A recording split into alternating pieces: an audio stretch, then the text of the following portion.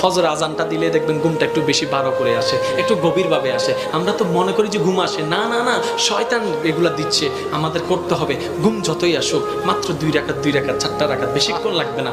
দাঁড়াই যান না, অজুটা করে আপনি যখন এইভাবে করতে থাকবেন, শয়তান আপনার কাছে হার মানতে বাধ্য হতে থাকবে। এবার আপনি যখন বলবেন আল্লাহু